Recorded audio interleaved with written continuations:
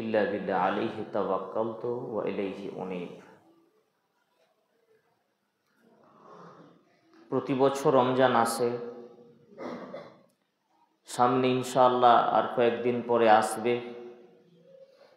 রমজান আমাদের জীবনে আসে আর যায়। কত রমজান অতিবাহিত করে গেলাম, আরও সামনে অনেকেই কত রমজান অতিবাহিত করব, কিন্তু বহু মানুষ এই রমজান পায়, রমজান বিদায় করে, রমজান পায়, রমজান বিদায় করে, কিন্তু তার জীবনের এমন আমূল কিছু পরিবর্তন লক্ষ্য করা যায় না যে রমজান এসে ব্যক্তিটিকে পরিবর্তন করেছে। মূলত রমজানকে যদি বলা যায় যে এটা একটা পরিবর্তনের মাস, তাহলে কথাটা ঠিক হবে। কারণ মানুষকে পরিবর্তনের জন্যই এই রমজান মাসকে দেওয়া হয়েছে। রমজানকে আল্লাহ তাআলা মানুষের হিদায়াতের জন্য, মানুষের তাকওয়া অবলম্বনের জন্য, মানুষকে সুপথ থেকে কুপথে আনয়নের জন্য এই মাসকে আল্লাহ তাআলা আমাদের উপহার করেছেন। মূলত রমজান যে মাস, এই মাসের নামটা থেকেই এই বিষয়টি পাওয়া যায়। রমজান মাস আরবি মাসের নবম মাস, ৯ নম্বর মাস। এই রমজান শব্দের অর্থটাই হচ্ছে জ্বালিয়ে দেওয়া, পুড়িয়ে দেওয়া, ছাই করে দেওয়া, ভৎস করে দেওয়া। রমজান শব্দের অর্থ, রমজান যে মাসটা আছে, তার মানে এই রমজান এই মাসের অর্থ হলো জ্বালিয়ে দেওয়া, পুড়িয়ে দেওয়া, ছাই করে দেওয়া। আলোচনা খুব মন দিয়ে শুনতে হবে, তাহলে আলোচনাকে উপলব্ধি করতে পারবেন আর রমজান মাসকে উপভোগ করতে পারবেন। এই যে বললাম যে রমজান মাস আসে আর যায়, কিন্তু পরিবর্তন হয় না, কারণ রমজানকে আমরা উপলব্ধি করতে পারিনি। রমজানকে যেমনটা বোঝা উচিত ছিল সেই রকম ভাবে বুঝিনি। রমজানের অন্তর্নিহিত যেসব বিষয়, যে ব্যাখ্যা, যে তাৎপর্য আছে তা আমরা অনুধাবন করিনি। শতদিন শত বক্তব্যে আলোচনার কেন্দ্রই থাকে মানুষকে আখিরাতমুখী করা, কিন্তু বহু মানুষ এমন আছে যার কাছে আলোচনাটা তেমন গুরুত্বপূর্ণ বিষয় মনে হয় না। কিছু আলোচনা শুনতে হয় তাই শুনি, কিছু বক্তব্য শুনতে মধুর লাগে তাই তাকে পছন্দ করি। কখনো আলোচনাকে অন্তর থেকে উপলব্ধি করে পালন করব এমন মানসিকতা অনেকের নেই, সবার কথা বলি না। আবার এমনও মানুষ আছে যারা আলোচনা কি হয় বুঝেই না। আল্লাহ তাকে তেমন বিবেক বুদ্ধি দেয়নি যে সে আলোচনা উপলব্ধি করতে পারে, অনুধাবন করতে পারে। তারপরেও সম্ভবপর চেষ্টা করি বুঝানোর।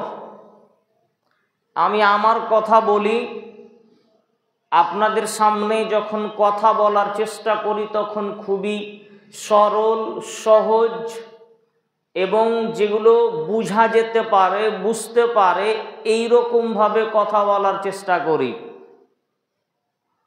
যাতে আমার সুবিধা হয় আপনাকে বুঝানোর আর আপনার সুবিধা হয় বুঝে আমল করার। আলোচনার কেন্দ্র এমনটাই থাকে, উদ্দেশ্য এই নিয়েই কথা বলি যে আলোচনা শুনে যেন আপনি একটু আমল করে পরকালমুখী হতে পারেন। সাধারণত সব আলেমেরই এমনই ইচ্ছা মানসিকতা হয় যে মানুষকে আখেরাতমুখী করা, আল্লাহমুখী করা। তারা এই জন্যেই দাওয়াত দেন, তারা এই জন্যেই মানুষকে সলাতের কথা বলেন, সিয়ামের কথা বলেন, ভালো চরিত্রের কথা বলেন। আমার এমন কোনো দায় পড়ে যায়নি যে আপনার চরিত্র সংশোধন করতে এসেছি। আমার এমন কোনো দায় পড়ে যায়নি যে আপনাকে আমি নামাজি বানিয়ে আমার কিছু লাভ হবে। হ্যাঁ, এটা আপনারই বেশি লাভ হবে। তো আমি কেন করি, কেন আপনাকে নামাজের কথা বলি, কেন ভালো কাজের পথে আসতে বলি? কারণ এইটা দায়িত্ব আল্লাহ সুবহানাহু ওয়া তাআলার পক্ষ থেকে আমাদের উপরে অর্পণ করা হয়েছে। যারা নাকি কোরআন হাদিস পড়বে, জানবে, একটু বুঝবে, আল্লাহর রাসূল তাদেরকে এই দায়িত্বটাই দিয়েছেন। আল্লাহ তাআলা কোরআনে একাধিক জায়গায় বলছেন, তোমরা আমার দাওয়াত মানুষের কাছে পৌঁছে দাও, মানুষকে বলো, তুমি উপদেশক, মানুষকে উপদেশ দাও। ইন্নামা আনতা মুদাক্কির, আপনি উপদেশক, মানুষকে উপদেশ দিতে থাকেন। নবী করিম সাল্লাল্লাহু আলাইহি সাল্লাম বলছেন, বাল্লিগু আন্নি ওয়ালাউ আয়া, আমার একটা কথা জানলে মানুষকে জানাও। যেহেতু আল্লাহর রাসূলের বাণী যে মানুষকে জানাতে হবে, বুঝাতে হবে, বলতে হবে, তাই নির্দ্বিধায় কথা আপনার সামনে বলে আপনাকে আখেরাত মুখী করার চেষ্টা করি মাত্র।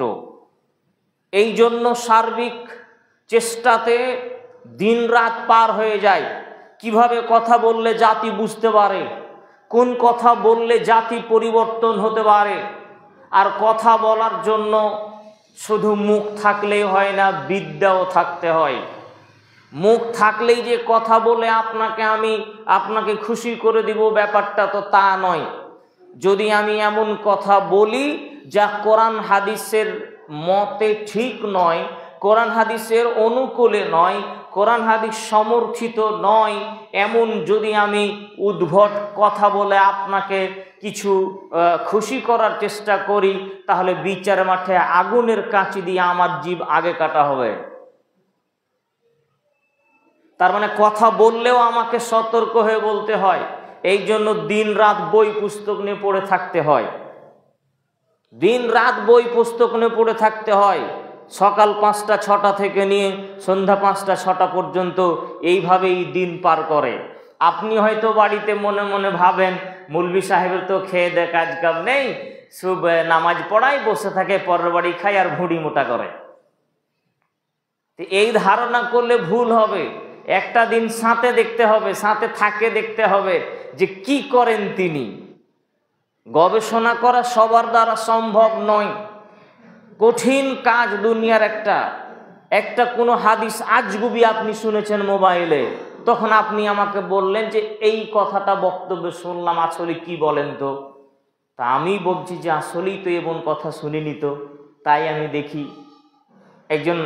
কয়েক মাস আগে আমাদের একজন পরিচিত আপনাদের গ্রামের একজন একটা কাহিনী বলল, জাবের রাদিয়াল্লাহু তাআলা আনহুর কাহিনী। আমি বললাম আমি কোনোদিন শুনিনি কাহিনী। এই যে খুঁজতে লাগলাম কাহিনী, দেখি কোথায় আছে।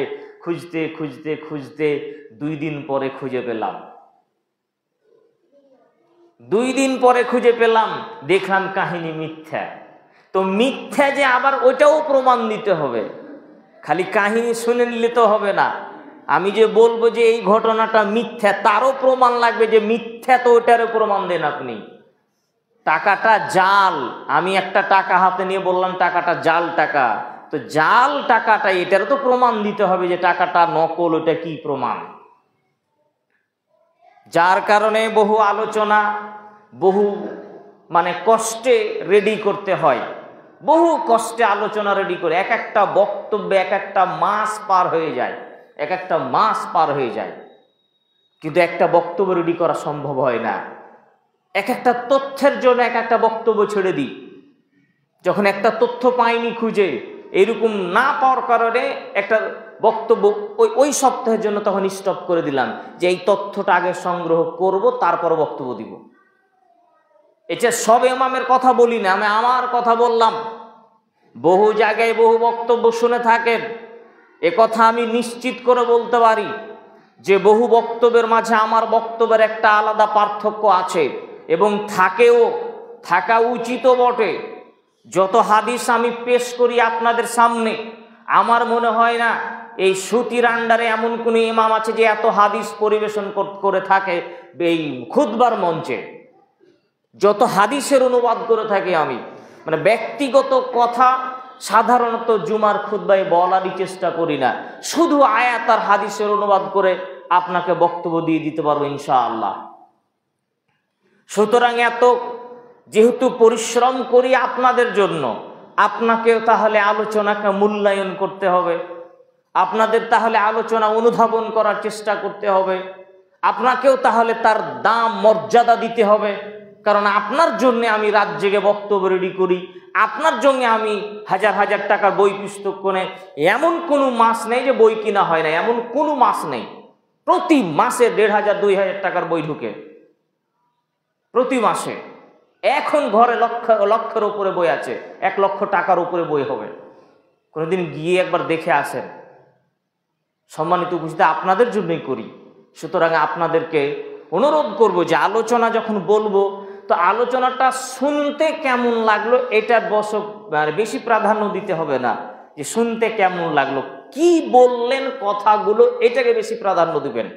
কথাগুলা কি বলছি, যেহেতু রমজান মাস, সুতরাং এই রমজানকে কেন্দ্র করে আমরা অনেক কথাই আপনাদের সামনে পেশ করব, যেটা আপনারা অনুধাবন করলে রমজান পালনের মজাটাই আলাদা লাগবে, আলাদাই মজা লাগবে রমজান পালনের।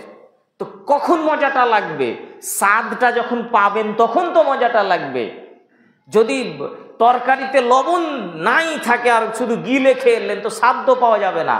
আলোচনাকে গিলে খেতে হবে না, আলোচনাকে বুঝে বুঝে নিতে হবে, তাহলে তার স্বাদ আলাদা হবে। রমজানের আলোচনাটা এইরকমই। সুতরাং যারা আমরা রমজানকে ওপর লেভেলে বুঝেছি, তারা আমরা রমজান মাসে রমজানকে মূল্যায়ন করতে পারিনি। আর যারা রমজানকে নিগুড় থেকে ভিতর থেকে বুঝতে পেরেছি, তারা রমজানে আমি নিজেকে পরিবর্তন করে ফেলেছি। সম্মানীয় উপস্থিতি, বলছিলাম রমজান শব্দের অর্থ জ্বালিয়ে দেওয়া, পুড়িয়ে দেওয়া, ছাই করে দেওয়া, ভৎস করে দেওয়া। কি জ্বালিয়ে দিতে পারে, কি পুড়িয়ে দেয় রমজান? তার 2টি তাৎপর্য। 1 নাম্বার, মানুষ হিসাবে মানুষের অন্তর কতকগুলি ব্যাধি থাকে। সব মানুষের মনে কিছু ব্যাধি আছে। মানুষ মাত্রই মানুষের ভিতরে হিংসা থাকে, অহংকার থাকে, লোভ লালসা থাকে, বিদ্বেষ থাকে। এই ধরনের জিনিসগুলো আমার মাঝেও থাকে, আপনার মাঝেও থাকে। আমি মৌলভী সাহেব, তার মানে এই নয় যে আমি ফেরেশতা। আমার ভিতরেও কিছু অন্তরে খারাপই থেকে যায়, আপনার ভিতরেও থেকে যায়। মানুষ মাত্রই মানুষের ভিতরে কিছু খারাপই বিরাজমান করে, অকল্যাণ কিছু থেকে যেতে পারে। মানুষের এটা স্বভাবজাত প্রক্রিয়া যে মানুষ এইগুলো করবে। মানুষের যে প্রবৃত্তি নামক জিনিস দেওয়া হয়েছে, এই প্রবৃত্তি মানুষকে সব সময় পাপের দিকে নিয়ে যাওয়ার চেষ্টা করে। ইচ্ছা, মন মতো চলা মানুষকে সব সময় পাপ করতে উদ্বুদ্ধ করে। তুমি এটা করো, এইটা করো, সেটা করো। নানা রকম পাপ করার যে ইচ্ছা, এই শয়তান মানুষের অন্তরে যে উৎসাহ দিতে থাকে, প্রতারণা দিতে থাকে, তার বশীভূত হয়ে শয়তান তখন পাপ কার্যে লিপ্ত হতে চায়। অন্তরে যে সব কুকামনা, লোভ লালসা, হিংসা, বিদ্বেষ, অহংকার সমূহ বিরাজ করে, এবং এই রমজান যারা পালন করে তাদের অন্তরে রমজান মানুষকে আত্মসংযমিতা শেখায়, মানুষকে রমজান তাকওয়া অর্জন করতে শেখায়, রমজান মানুষকে আল্লাহ ভীরু হতে শেখায়। যে অন্তরে আছে অহংকার, যে অন্তরে আছে হিংসা বিদ্বেষ, যে অন্তরে লোভ আর লালসা, যে অন্তরে কাজ করছে, ওই অন্তরকে যদি আল্লাহ ভীরুতা দিয়ে, পরহেজগারিতা দিয়ে, দিনদারিতা দিয়ে পরিপূর্ণ করা যায়, তাহলে একদিকে অন্তরে আছে লোভ লালসা, অন্যায়ের ইচ্ছা, আর একদিকে আল্লাহর ভয়। দুটা ওইখানে লড়ালড়ি চালু হবে, অন্তরে লড়ালড়ি করবে। এই যে লড়ালড়ি চালু হলো, একটা আরেকটাকে জ্বালিয়ে দিতে পারে, একটা আরেকটাকে লড়াই করে পুড়িয়ে ফেলে দিবে। সেটা কি? রমজানের এমন ক্ষমতা, রমজানে এমন কতকগুলি কাজ, এমন কতকগুলি আমল আল্লাহ তাআলা দিলেন, এমন কতকগুলি কাজ, এমন কতকগুলি আমল আল্লাহ তাআলা দিলেন রমজানে। ওই আমলগুলো করলে, ওই কাজগুলো করলে অন্তরের ভিতরে থাকা লোভ, অন্তরের ভিতরে থাকা হিংসা, অন্তরে জমে থাকা কালিমা, অন্তরে জেগে থাকা পাপের ইচ্ছা, অন্তরে জেগে থাকা নানা রকম অপরাধগুলিকে জ্বালিয়ে পুড়িয়ে ছাই করে দিতে পারে রমজান। তাহলে রমজানের এমন কিছু পাওয়ার আল্লাহ তাআলা দিলেন যে রমজানকে যদি তোমরা এইভাবে পালন করো, তোমাদের অন্তরের সব পাপ সমূহকে পুড়িয়ে দিতে পারে, তোমাদের অন্তরে জমে থাকা অন্যায় লোভ লালসাগুলিকে পুড়িয়ে ছাই করে দিতে পারে রমজানকে যদি ওইভাবে পালন করে। তাহলে কিন্তু যদি ওইভাবে পালন না করি, ওইভাবে যদি পালন না করি, তাহলে অন্তর থেকে ওই পাপের ইচ্ছা যায় না। রমজান মাসেও পাপ করে, রোজা অবস্থাতেও পাপ করে। কেন? কারণ রমজানের সে ওইভাবে পালন করেনি। তাহলে রমজানের এক নাম্বার তাৎপর্য হচ্ছে যে অন্তরে জমে থাকা পাপগুলিকে পুড়িয়ে দিতে পারে। এই জন্য নবী করিম সাল্লাল্লাহু আলাইহি ওয়াসাল্লাম বলছেন, মান সামা ঈমানান ওয়া ইহতিসাবান গুফিরা লাহু মা তাকাদ্দামা মিন যামবিহি। কেউ যদি ঈমানের সাথে নেকির আশায়, ঈমানের সাথে নেকির আশায় সিয়াম পালন করে, আল্লাহ তাআলা তার বিগত জীবনের পাপ সমূহ ক্ষমা করে দিবেন। তাহলে কিসে ক্ষমা হলো এখানে? ওই যে আপনাকে আমি বললাম যে পাপগুলি জমা করে রেখেছি, 11 মাস জীবন চালিয়ে এসেছি, 11 মাস জীবন চালিয়ে চালিয়ে যে ছোট ছোট ছোট ছোট পাপগুলো করে করে করে পাপের বোঝা জমিয়ে রেখেছিলাম, রমজানে আল্লাহ তাআলা এমন কিছু কাজ দিয়ে দিলেন, এই কাজ করো, এভাবে সিয়াম পালন করো, এভাবে সালাত আদায় করো, এভাবে দান খায়রাত করো, আরো যে রমজানের কাজগুলো আছে এইগুলো যদি করো, তাহলে তুমি যে 11 মাস তোমার পাপ ছিল, ওই পাপগুলিকে নয় শুধু, বরং সারা জীবনে যতগুলি তুমি পাপ করেছো রমজানে, তা যদি তুমি আসলেই সত্যিকারই যেভাবে রমজানকে পালন করা উচিত সেভাবে পালন করো, তাহলে বিগত তোমার সব জীবনের ক্ষমা করে দেবো আমি। আল্লাহ এটা রেখেছেন রমজানে, আল্লাহ এটা রেখেছেন রমজানে। তো রমজানকে ওইভাবে মূল্যায়ন করতে হবে। 2 নাম্বার আর একটা তাৎপর্য হচ্ছে কি, যে রমজানের নাম রমজান কেন? রমজানের নাম আর একটা কারণ রমজান, দ্বিতীয় তাৎপর্য হচ্ছে যে রমজান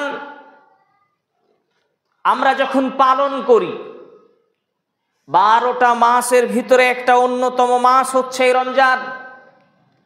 আর এই রমজানকে যারা মূল্যায়ন করে, সমাজের মানুষ কে আল্লাহ তাআলা রমজানের উদ্দেশ্য হিসাবেই মূল কথা বলেছেন, লাআল্লাকুম তাত্তাকুন, যাতে করে তোমরা তাকওয়া অর্জন করতে পারো।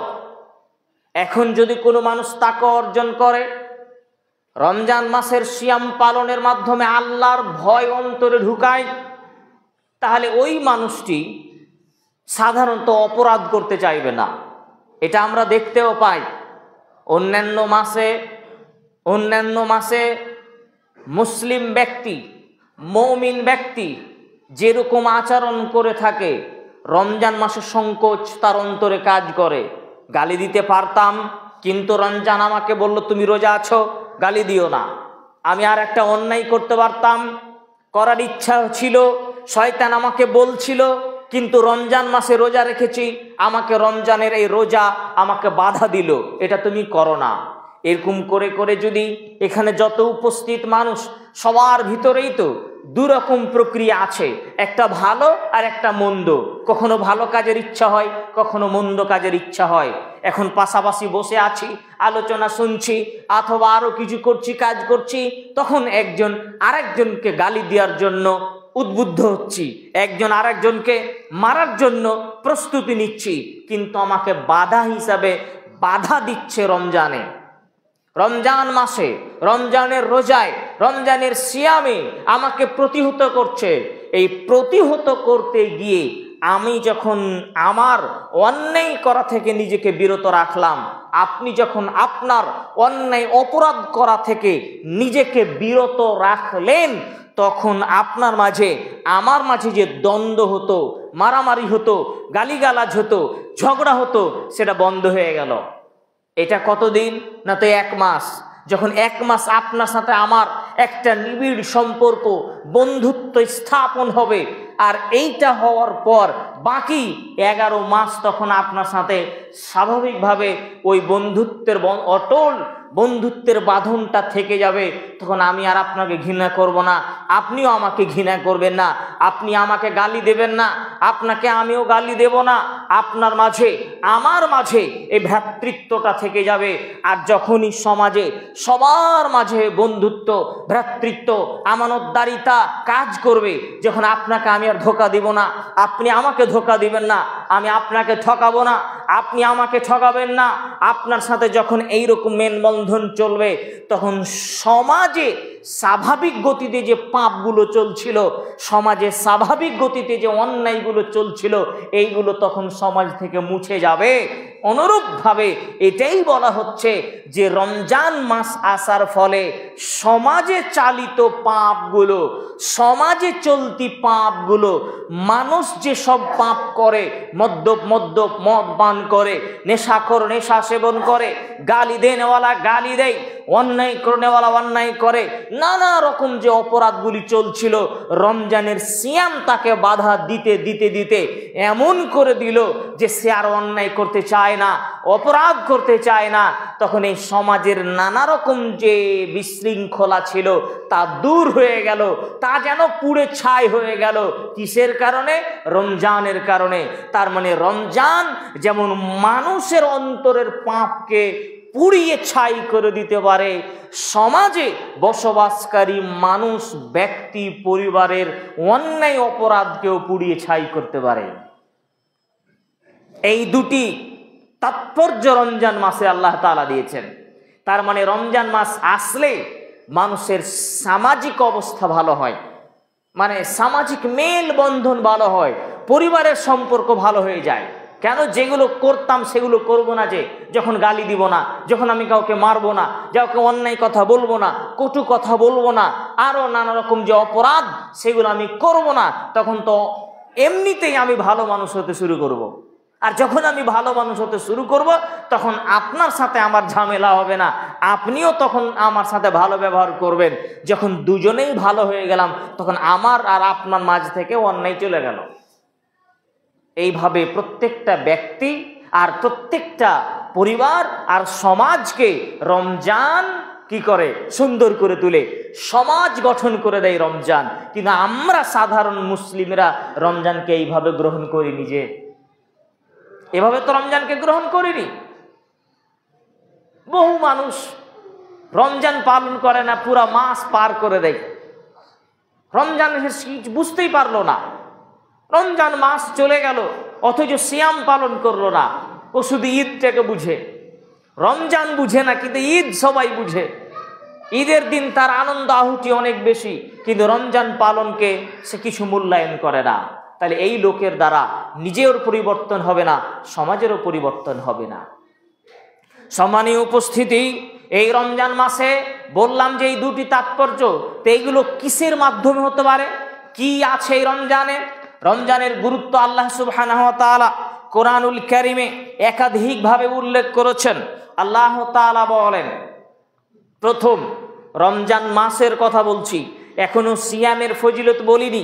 রমজান মাসের সবচেয়ে গুরুত্ব কেন এত বেশি? আল্লাহ সুবহানাহু ওয়া তাআলা বলছেন, শাহরু রমজানাল্লাযী উনজিলা ফীহিল কুরআন হুদাল লিন-নাস ওয়া বায়্যিনাতিন মিনাল হুদা ওয়াল ফুরকান।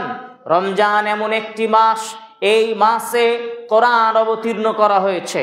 এই মাস এমন একটি মাস যেই মাসে কোরআন অবতীর্ণ করা হয়েছে। কোন কোরআন? এই কোরআন হচ্ছে হুদাল লিন-নাস, এটা হচ্ছে মানুষের জন্য হিদায়াত, ওয়া বায়্যিনাতিন মিনাল হুদা ওয়াল ফুরকান, আর এটি হচ্ছে হেদায়েতের জন্য একটা সুপথ, আর এটি হচ্ছে ন্যায় আর অন্যায়ের পার্থক্যকারী মানদণ্ড। যে কোরআনকে আল্লাহ তাআলা রমজানুল মুবারক মাসে অবতীর্ণ করেছেন, সেই মাসের নাম হচ্ছে রমজান। অন্য কোনো মাসে আল্লাহ তাআলা কোরআন অবতীর্ণ করলেন না, রমজান মাসে প্রথম কোরআন অবতীর্ণ করলেন। অন্য জায়গায় তিনি বলেছেন ইন্না আনজালনাহু ফি লাইলাতিন মুবারাকাহ, আমি বরকতময় রাতে কোরআন অবতীর্ণ করেছি। আবার তিনি বলেছেন ইন্না আনজালনাহু ফি লাইলাতিল কদর, নিশ্চয়ই আমি কোরআন অবতীর্ণ করেছি লাইলাতুল কদরে। তো লাইলাতুল কদর রমজানে হয়, রমজানের বাইরে হয় না। তার মানে কোরআন অবতীর্ণের মাস হচ্ছে রমজান মাস। কোরআন অবতীর্ণের মাস হচ্ছে রমজান মাস। যেই মাসে কোরআন অবতীর্ণ হয় সেই মাসের মান ও মর্যাদা কি অন্য মাসের মতো হতে পারে? কখনোই নয়।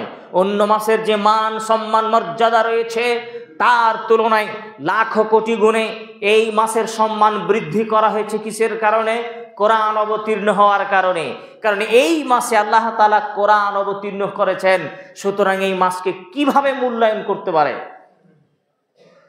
যেই মাসে কোরআন অবতীর্ণ হয় সেই মাস কি আর সাধারণ মাসের মতো হয়?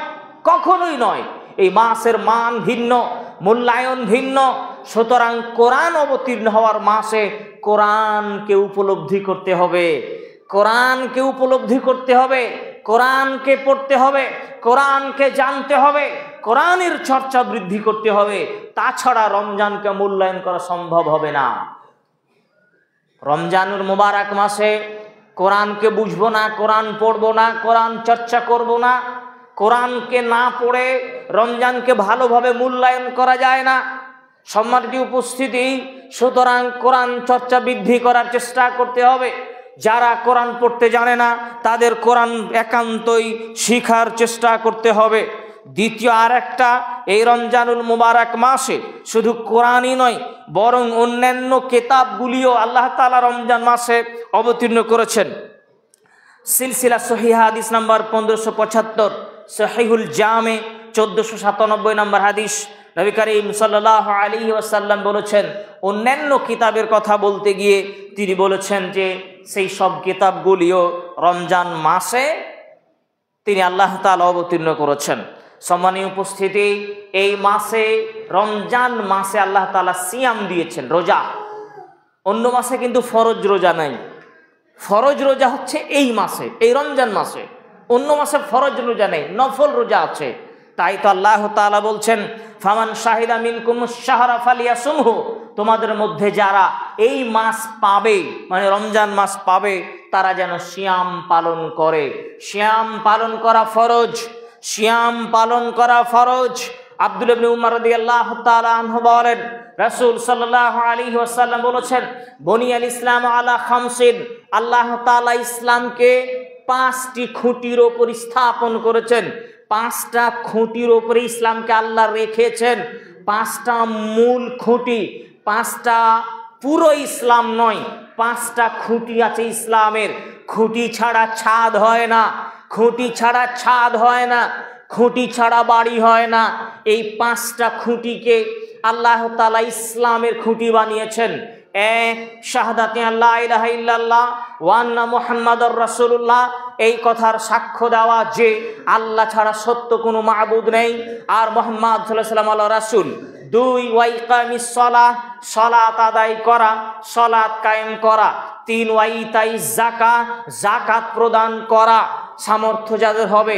ওয়াল হজ, সামর্থ্য যাদের হাজে তারা হজ করতে যাবে। 5 হচ্ছে ওয়াসাউম রমাদান, রমজানের সিয়াম পালন করা। এই 5টি খুঁটি আল্লাহ তাআলা ইসলামের খুঁটি হিসাবে স্থাপন করেছেন। সহিহুল বুখারী হাদিস নাম্বার 8, সহিহুল মুসলিম হাদিস নাম্বার 16। সম্মানীয় উপস্থিতি, অন্যতম খুঁটি হচ্ছে রমজানের এই সিয়াম। কেউ যদি ইচ্ছা করে, কেউ যদি রমজানকে অস্বীকার করে যে না রমজানের রোজা বলে কোনো জিনিস নেই, সাথে সাথে কাফের হয়ে যাবে, মুসলমান থেকে বেরিয়ে যাবে, ইসলাম থেকে বেরিয়ে যাবে। আর যদি সে সালাত, সিয়াম, রমজানের রোজাকে কোনো কারণে ছেড়ে দেয় তাহলে পরবর্তীতে তাকে রোজা পূরণ করতে হবে। ভিন্ন ইবাদত হচ্ছে রমজানের সিয়াম, যেটা পরে হলেও তাকে পরিপূর্ণ করতে হবে, ছাড় দেওয়া যাবে না। সম্মানীয় উপস্থিতি, রমজান মাসের অন্যান্য ফজিলত সম্পর্কে 2 মিনিট আপনাকে বলিনি। রাসূল সাল্লাল্লাহু আলাইহি সাল্লাম বলছেন, ইজা দাখালা রমজান, যখন রমজান মাস শুরু হয়, ফতিহাত আবওয়াবুল জান্নাহ, আল্লাহ জান্নাতকে খুলে দেন, ওয়াগুলিকাত আবওয়াবুল জাহান্নাম, এবং জাহান্নামকে আল্লাহ তাআলা বন্ধ করে দেন, ওয়াসুলসিলাতিশ শায়াতিন, আর শয়তানকে বন্দী করে দেন। রমজান আগমন উপলক্ষে রমজান মাসের মান ও মর্যাদাকে মূল্যায়ন করতে গিয়ে আল্লাহ রাসূল সাল্লাল্লাহু আলাইহি সাল্লাম বলছেন যে আল্লাহ তাআলা রমজান মাস শুরু হলে তিনি জান্নাতের সব দরজাগুলি খুলে দেন, জাহান্নামের সব দরজা বন্ধ করে দেন, শয়তানকে শিকল বন্দী করে দেন। অন্য বর্ণনায় আছে, নবী করিম সাল্লাল্লাহু আলাইহি সাল্লাম বলেন, ফতিহাত আবওয়াবুস সামা, রমজান মাস শুরু হলে আকাশের সব দরজা খুলে দেওয়া হয়। আবার তিনি অন্য জায়গায় বলেছেন, আবওয়াবুর রহমা, রহমতের সব দরজা খুলে দেওয়া হয়। এমনই মাস রমজান মাস, যে মাসে জান্নাতের দরজা খোলা, যেই মাসে আকাশের দরজা খোলা, যেই মাসে রহমতের দরজা খোলা। কে কত আল্লাহর রহমত নিতে পারে?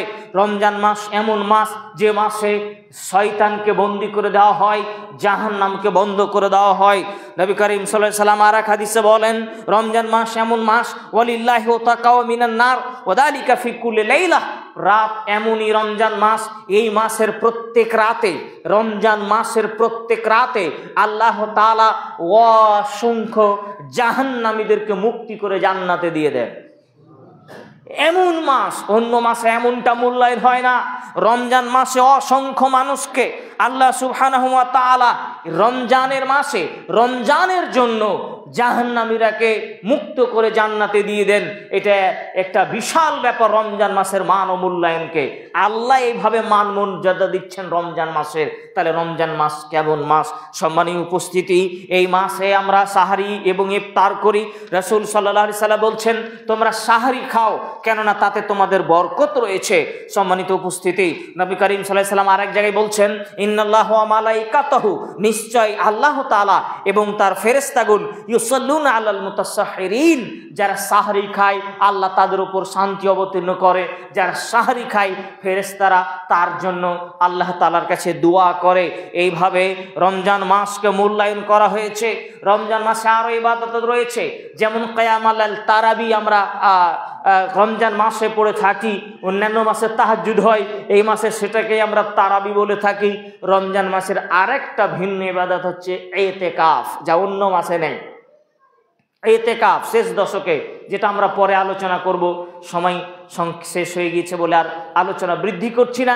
তাহলে যেটা বলতে চাইলাম আপনাকে, যে রমজান মাসে যেই যে ইবাদতগুলো দেওয়া হলো, সাহারি, ইফতার, তারাবি, সিয়াম সারাদিন পালন করা, এছাড়া দান ও খায়রাত, যাকাত আদায় করা থেকে আপনার সালাত আদায় করা থেকে নিয়ে যাবতীয় ইবাদত যা দিয়ে রমজানকে ঘিরে দেওয়া হলো, কেউ যদি এগুলোকে সঠিকভাবে মূল্যায়ন করতে পারে, তাহলে আল্লাহ সুবহানাহু ওয়া তাআলা ইনশাআল্লাহ তার বিগত জীবনের পাপসমূহকে ক্ষমা করে দিতে পারবেন।